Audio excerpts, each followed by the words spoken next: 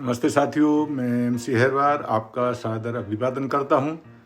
आज संपूर्ण भारत में भगवान बिरसा मुंडा की जयंती मनाई जा रही है। अजाक्स मध्य प्रदेश द्वारा भी समस्त जिलों में भगवान बिरसा मुंडा की जयंती के आयोजन किए जा रहे हैं।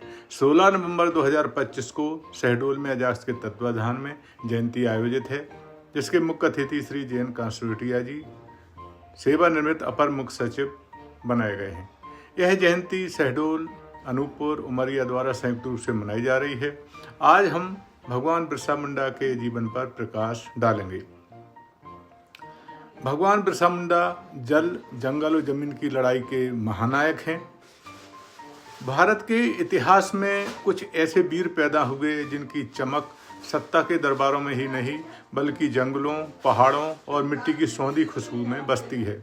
ऐसे ही एक महापुरुष हैं भगवान बिरसा मुंडा, जिनकी आज 150वीं जयंती पर पूरा देश उन्हें श्रद्धा, आदर और कृतज्ञता के साथ स्मरण कर रहा है।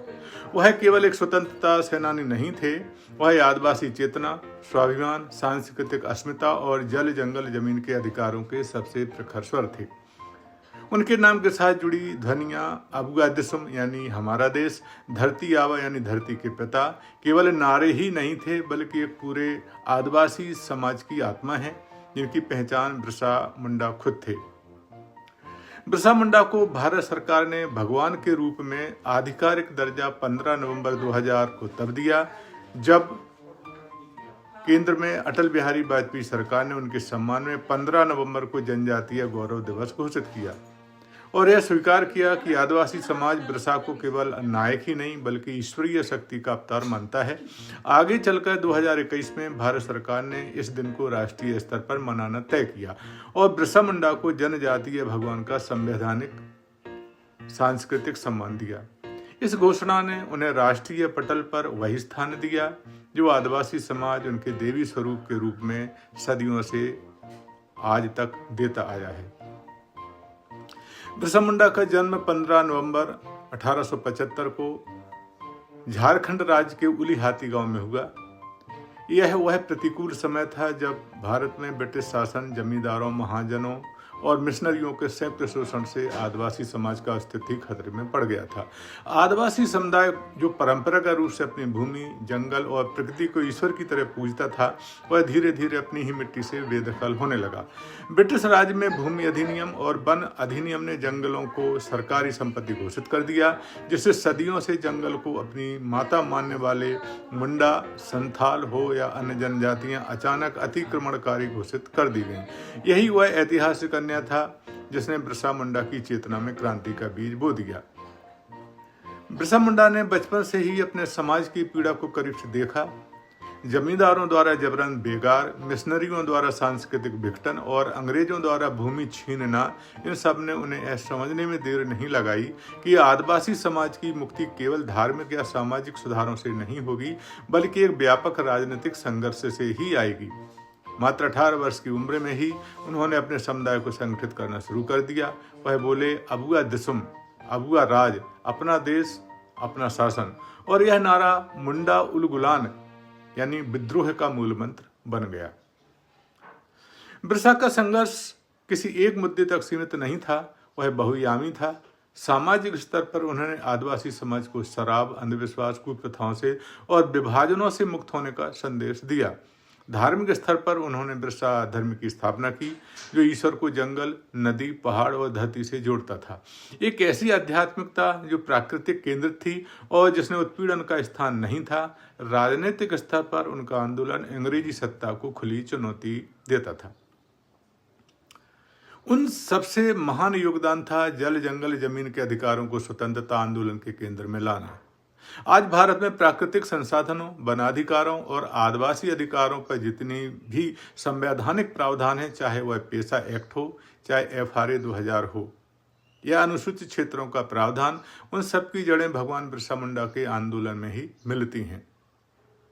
सन 1899 से 1900 का उलगुलान, यह जो महाविद्रोह था, वह भारतीय इतिहास का वह अध्याय है जहां एकमात्र 24 वर्षीय युवा ने ब्रिटिश साम्राज्य की नींव हिला दी। उन्होंने कहा कि हम अपनी धरती वापस लेंगे, वह धरती जिसे हमारे पूर्वजों ने बचाया था।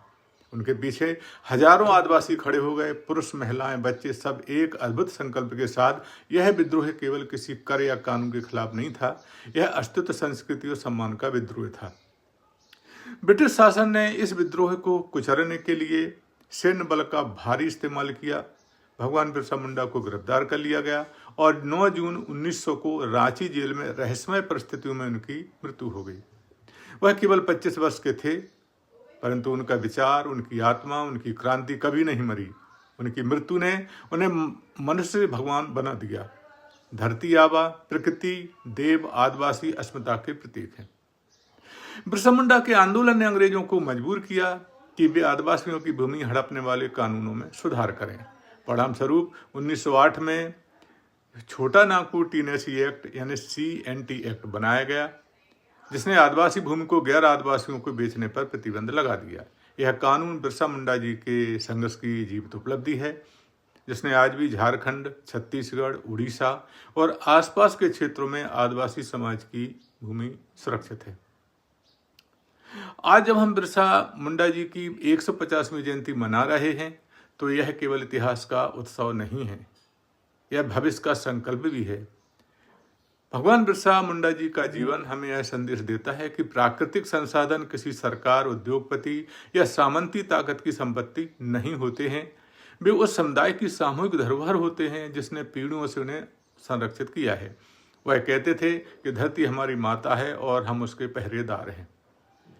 भारत सरकार द्वारा 2021 में 15 नवंबर को जनजातीय गौरव दिवस घोषित करना इस बात का प्रमाण है कि भगवान बिरसा मुंडा इतिहास के हाशियों में ही नहीं बल्कि राष्ट्रीय विमर्श के केंद्र में हैं। झारखंड में सदियों से उन्हें बिरसा भगवान कहा जाता है, लेकिन आज उनका सम्मान पूरे देश का सम्मान बन चुका है। भगवान बिरसा मुंडा जी की 150वीं जयंती पर हमें यह स्वीकार करना होगा कि भारत के आदिवासी केवल जनजाति ही नहीं बल्कि इस देश के मूल सभ्यता के रक्षक हैं। उनकी संस्कृति प्रकृति के साथ सामंजस्य की वह कला है जिसे आज दुनिया सीखना चाहती है। वह धरती के प्रति वही श्रद्धा सिखाती है जिसे विज्ञान और पर्यावरण विशेषज्ञ आज सस्टेनेबल लिविंग कहते हैं। भगवान बिरसा ने यह सब एक शताब्दी पहले ही समझ लिया था कि यदि मनुष्य प्रकृति से दूर रहेगा तो उसका जीवन और समाज दोनों टूट जाएंगे। आज का भारत भगवान बिरसा मुंडा को केवल इतिहास के नायक के रूप में नहीं देखता, वह हमारी पर्यावरण नीति, जल जंगल जमीन के अधिकारों, सामाजिक न्याय और आदिवासी अस्मिता का आधार स्तंभ है। वह न केवल झारखंड या मुंडा समाज के भगवान हैं, वह उन सभी के भगवान हैं जो प्रकृति, न्याय और स्वतंत्रता को पूजा मानते हैं।